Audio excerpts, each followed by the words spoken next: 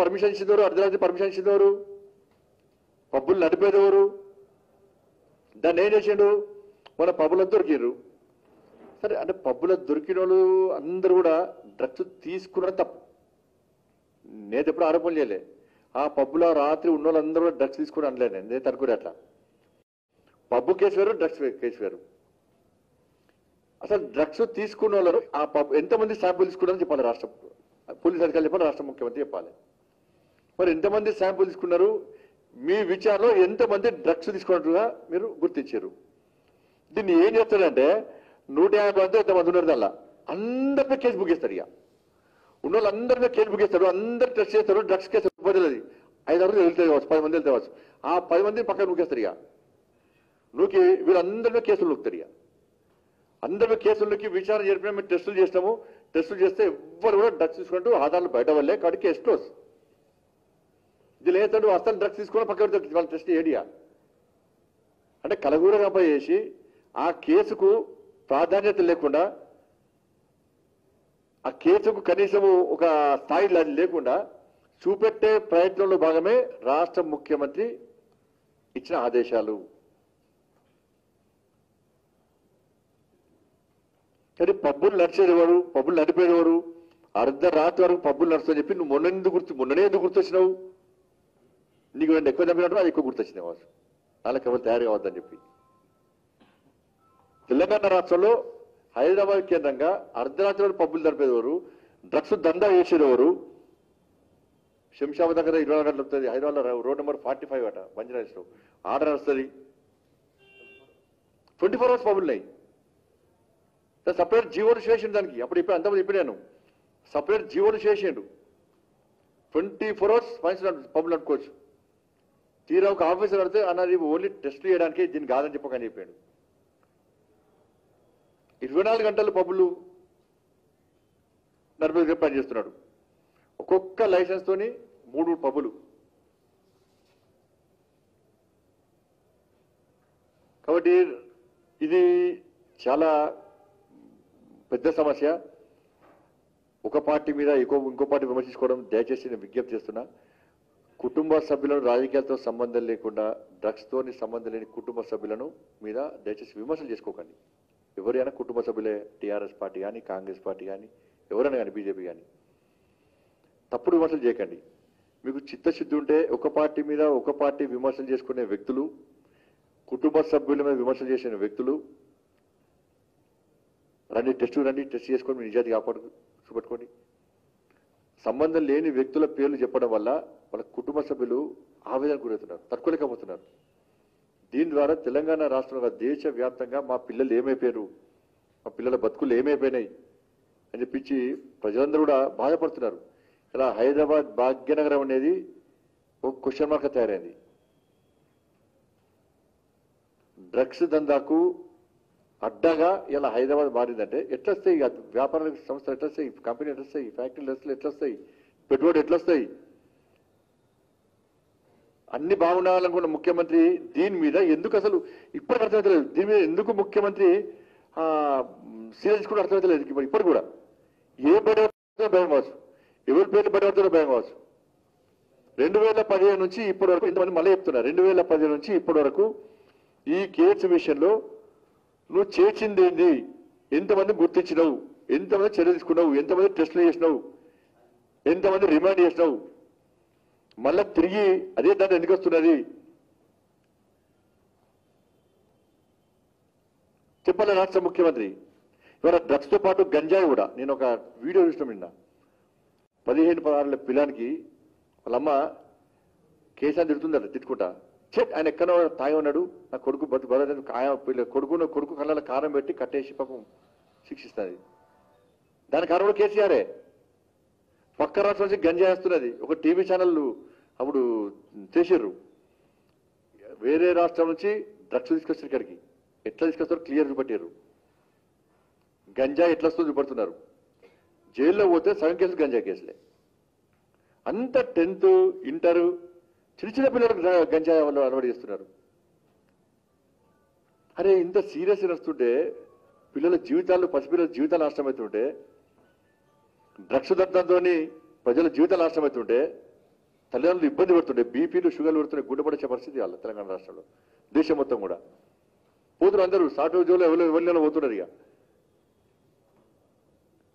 ఇటువంటి పరిస్థితుల్లో వాళ్ళ రాష్ట్ర ముఖ్యమంత్రి కనీసం పట్టించుకోకుండా వాళ్ళని ప్రోత్సహించే విధంగా ఇలా రాష్ట్ర ముఖ్యమంత్రి వ్యవహరించడం ఇంతకంటే మూర్ఖత్వం ఇంకోటి కాదు. మరి రాష్ట్ర ముఖ్యమంత్రి స్పందించాలి, దీని మీద సమాధానం చెప్పాలి. లేకుంటే పంజాబ్ లెక్కనే అదే గతిని పడుతుంది.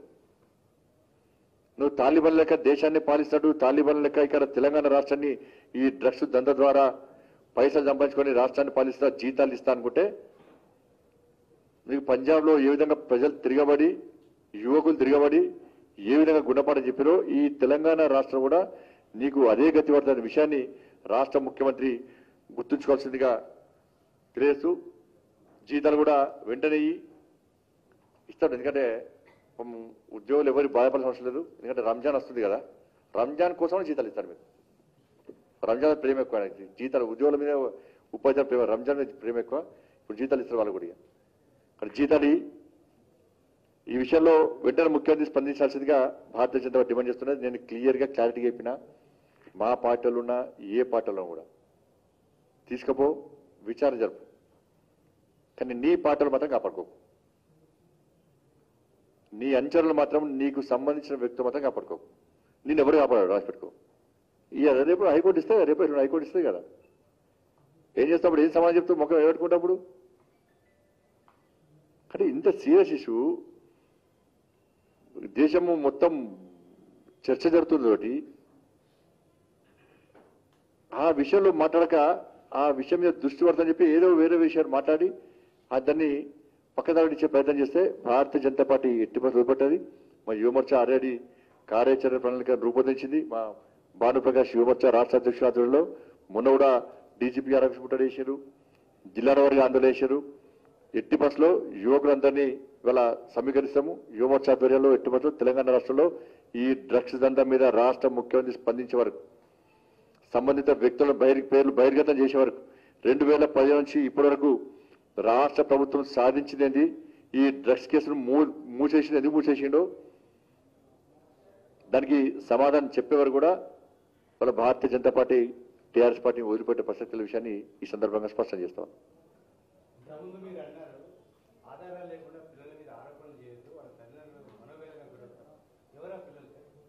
ఎవరైనా కానీ టీవీలో చూపెట్టిన కొన్ని పేర్లు, పేపర్లో కొన్ని, సోషల్ మీడియాలో కొన్ని పేర్లు పెట్టారు.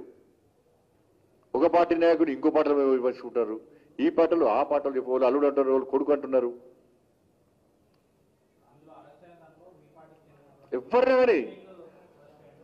ఎవరన్నా నేను అందకంటే ముందే స్పందించిన, మా పార్టీ వాళ్ళు ఎవరినా కూడా దానిలో టెస్టులు చేసినాక టెస్టులు చేసుకోవచ్చు. టెస్టులు చేసుకున్నాక ఫలానా వ్యక్తి అంటే వెంటనే సస్పెండ్ చేస్తాం వాళ్ళకి. అంటే మాకు అవసరం లేదు. టెస్టులు చేసుకోండి నేను అంటున్నా కదా, ఫస్ట్ స్పందించింది నేను కదా. మా పార్టీ అటువంటి పార్టీ కాదు. టెస్టులు చేయడానికే భయపడుతుంది కదా రాష్ట్ర ముఖ్యమంత్రి. టెస్టులు చేయడానికి ఎందుకు భయపడతాడు? తప్పక మా పార్టీలు ఉంటాయి. నేను పట్టుకోతానా నేనేమన్నా?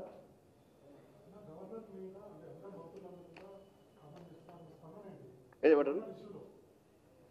గవర్నర్ ఇష్యూలో అది భారతీయ జనతా పార్టీకి సంబంధించిన పొలిటికల్ పార్టీకి సంబంధించిన ఇష్యూ కాదు. అది గవర్నర్కు ప్రభుత్వానికి జరుగుతున్న మధ్య సంబంధించిన ఇష్యూ.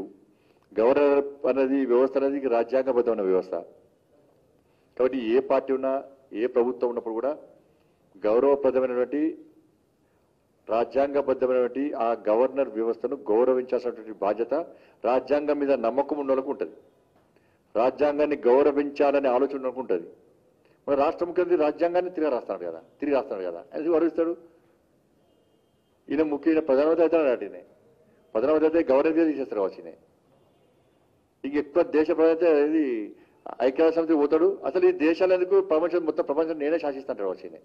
దాని మెంబర్షిప్ తీసుకునేది ఏక్ నిరంజన్ ఒక దేశాన్ని దేశాన్ని బిడ్డ చంపుకుంటుంది, ఒక దేశాన్ని కొడుకు చంపుతాడు, ఇంకో దేశాన్ని అల్లుడు చంపుతాడు, ఇవాళ చంపుతా ఉంటారు ఇవాళ.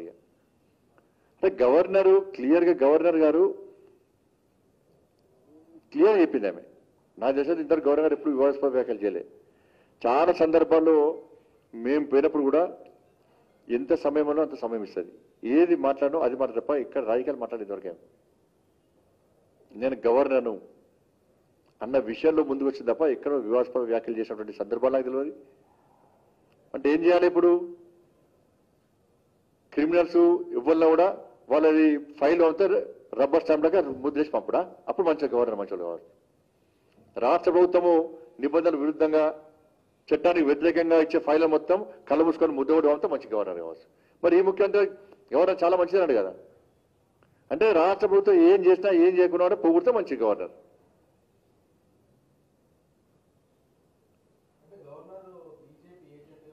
ఏ ఏజెంట్ గురించి చెప్పాలి కదా. ఇందులో ఏమన్నా మరి ఇందులో ఎందుకు మాట్లాడలే? ఇప్పుడు గుర్తొచ్చిందా నీకు? నీకు ఏజెంట్ ఉండాలేమో.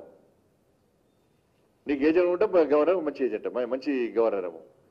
న్యాయంగా ఉండి అన్ని పనులను సమానంగా చూస్తూ ప్రజలకు అనుగుణంగా వివరిస్తే ఒక ప్రభుత్వం ప్రగతి భవన్కే పరిమితమై ఫామ్ హౌస్కే పరిమితమై ముఖ్యమంత్రి ఎవరిని గెలవకుండా సేద తీరుతుంటే, మహారాజు యొక్క సేద తీరుతుంటే ప్రజల సమస్యలు తీసుకొని ప్రజలకు అనుగుణంగా ఉండాలని చెప్పి ఆలోచిస్తే ఆ గవర్నర్ మంచి కాదు. వాస్తవమే.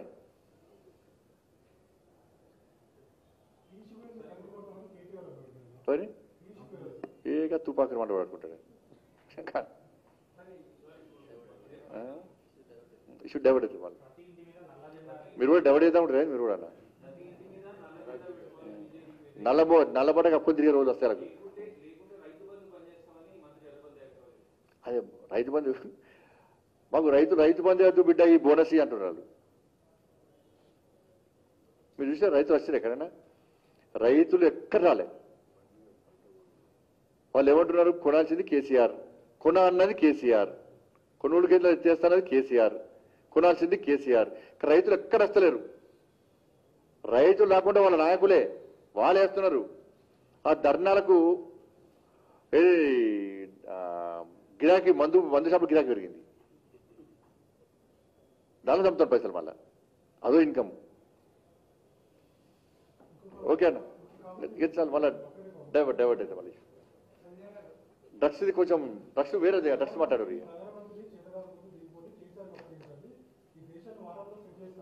ధాన్యం ఓటలేదు పీకుడానికి అధ్యక్షం వాళ్ళు ఇద్దరు ధాన్యం కూడా చాలా లేదు. డ్రగ్స్ అరెస్ట్ చేసే దమ్ము లేదు. డ్రగ్స్ చేసుకొని గంజాను పట్టుకుంటాడు. ఈయన దేశాన్ని అధ్యస్తాడట. అందుకే తాలిబాన్లను అట్లా అనుకుంటారు వచ్చేవన్న. సార్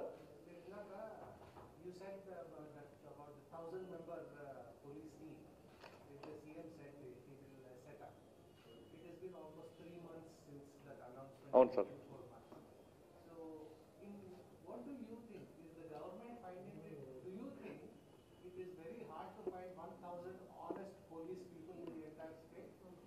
అంటే అది చెప్పిన సార్, 1000 మంది ఎవరో ఇవ్వలేకపోయా నాకు. అందుకే 1000 మంది పోలీసు అధికారులు దొరకలే కావచ్చు.